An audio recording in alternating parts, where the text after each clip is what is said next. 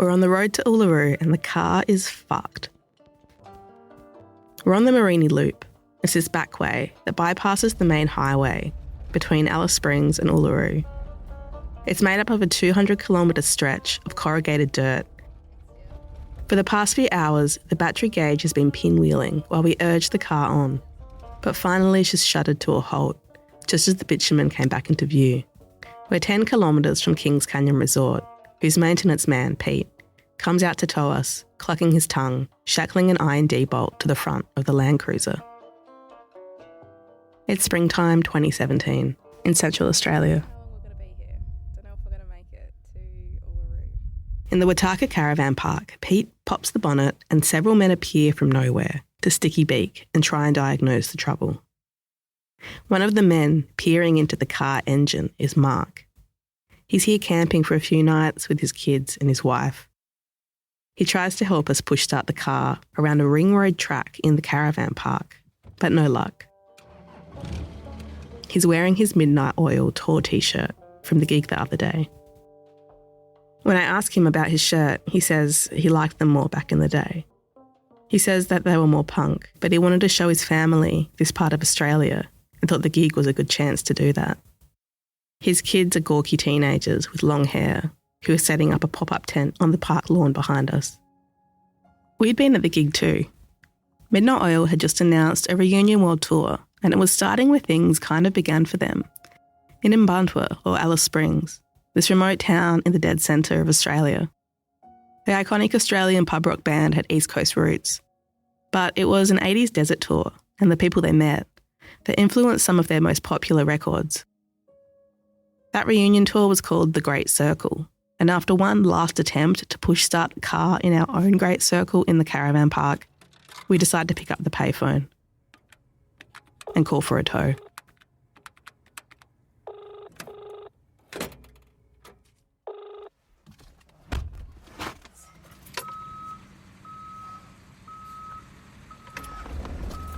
The tow truck drops us off at the Uluru mechanic, who drives us to the campground called the Ayers Rock Resort Caravan Park. Uluru is a remote resort town set out in a circle, made up of boutique accommodation, a fuel station, a cop shop, a post office, a couple of outback grills and a town square. It's about 5 hours out of Mbantua, and you have to drive a loop to get there either way, whether by the Marine track or by the highway. It's on the edge of the Uluru Katajudu National Park, and you can see Uluru in the distance, like some omnipresent god. The rock was handed back to the traditional owners, the Ununu, in 1985. Midnight Oil wrote a song for the occasion, the 85 single, The Dead Heart. It was this song that prompted an invitation to tour the Outback with Warumpi Band on the Blackfella Whitefella tour, and this country that led to their iconic record, Diesel and Dust. The rock, another national cultural icon, some 550 million years old, can still be climbed in 2017.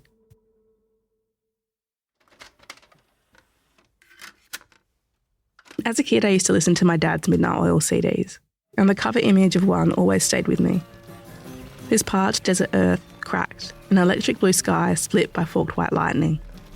It buzzed with an energy that I didn't understand as a young kid. It was political and uniquely Australian, whatever that meant, and I didn't often see those two things go hand in hand. As an adult, Dad tried to explain to me that land rights, environmental issues, workers' rights, the things that Midnight Oil sang about, were considered fringe issues, and I didn't exactly belong in East Coast clubs. He tells me Midnight Oil started out as a pub rock band, popular with college kids and surfers on the East Coast. They got hella famous for tight live shows. He remembers sneaking into underage gigs, including one night where the roof almost fell in the basement bar from the pure energy of the crowd. For a lot of people, he thought there was absolutely no way anybody was actually listening to the lyrics, himself included, until way later in his life. Were you listening to the words? No idea what the lyrics are. I found myself perplexed by the band. I found it surprising that a song advocating for land back could become an anthem in a country that also wanted to bury its own history. But I guess that's the power of a great song. In the days before the gig, talkback radio and Facebook groups in Mbantua were fuming about Peter Garrett, Midnight Oil's frontman. He'd flirted with a stint in federal politics and had a hand in decisions like approving mines on Aboriginal land that made fans feel betrayed. Someone had plastered flyers over town calling him a hypocrite and a sellout, and I'd heard Garawa artist Jack Green on the radio talking about the impact of the mining decision he'd made as federal minister. The artist had painted an artwork of a big mining hole. He called it "Beds are burning, mine's on fire." The afternoon sun glints through people's pints as they knock them back, and my skin prickles in the heat. As the afternoon light starts dwindling, turning golden and pink, we walk over the road to the oval where they're playing. The crowd is mostly balding men, middle-aged, flannelletted, drinking stubbies, some with their young children on their shoulders. In a sea of mostly white faces, I approach an Aboriginal man who's also wearing a flannelette coat. His grandkids are playing around his feet, calling out in the Ananu language, Pinjara. He asks if I'm from the ABC, our public broadcaster, and I laugh, absolutely not. I am a radio rookie, so of course I forget the details, like to ask for his name. But he tells me that he played with Warumpi Band and that he played with the Oils many, many moons ago. I just young. I was only 24. We were all young, enjoying the music. As you get older, you look back and say, I've done that.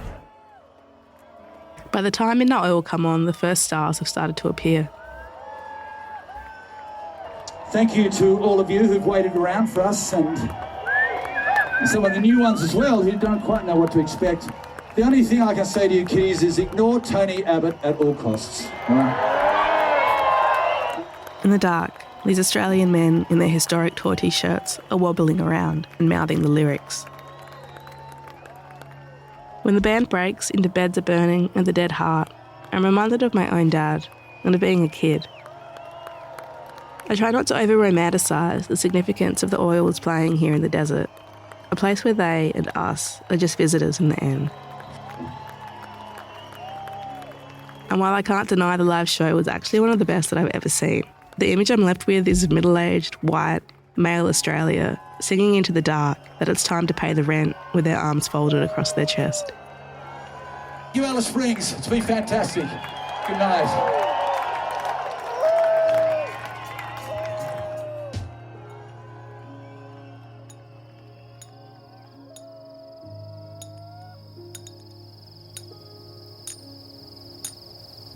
We have a hiking tent that we pitch on some sad patch of lawn opposite the shower block in the Uluru campground.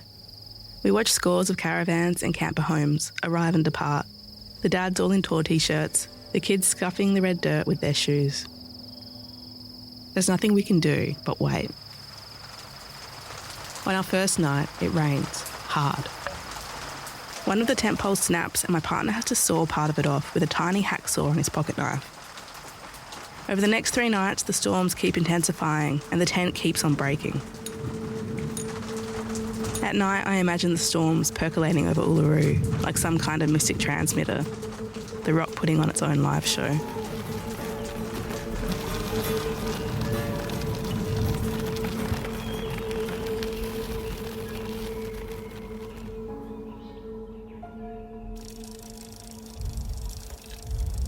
From the campground, we ride our bikes to Uluru. The day's overcast, and as we set off, it starts to rain. The road into the national park snakes towards the rock, its enormity slowly creeping up on us until we finally reach the base.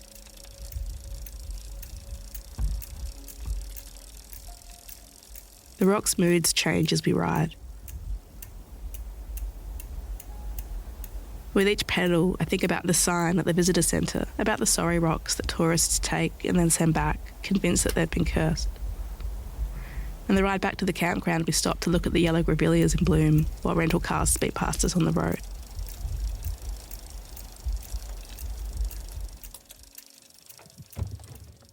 We get the car back from the mechanic after 5 stormy nights.